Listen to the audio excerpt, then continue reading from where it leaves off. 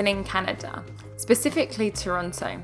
And I thought I would tell you about my experiences of renting and living in Toronto. In London, I was always paying bills: TV license, electricity, gas, water, council tax. Don't even get me started on paying that council tax. Where I felt like in Toronto, there really isn't that many bills. You have two. You have your hydro, which is your electricity, heating, air conditioning. You're gonna definitely need that air conditioning in the summer. And internet. Now, the one thing I say about internet here, it is very expensive compared to the UK. However, the good thing is, it is much faster. So at least you're getting what you paid for. And the other thing that makes renting easier in Toronto is you get paid bi-weekly, which means every other week you have money in your account. So it's much more easier to manage your rent and those two bills, rather than in the UK, you get paid the last day of the month, the last Friday of the month. Well, most people do.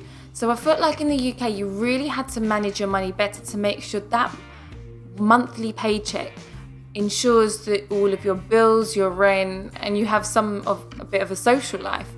Where in Toronto, I feel like it's much easier to manage your money and it's much easier to rent. The price that we paid for a Zone 3 one-bedroom flat is the same price of somewhere downtown, a 2-bath, 2-bed condo. So from my experiences, you get much more for your money in Toronto compared to London.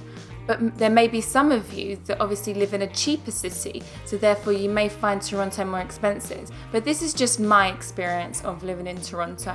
I love living in a condo.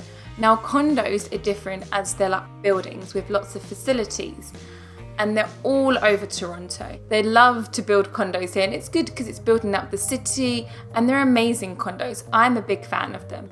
Like, our facilities has underground parking, a swimming pool, basketball courts, cinema room, gym, yoga classes, games room. Seriously, the list could go on. However, they do get quite competitive, especially downtown, and all the good ones do get taken very quickly. If you're new into the city, or you really are struggling to find a condo or an apartment, then get yourself a realtor. They don't cost anything, and it will make your life so much easier.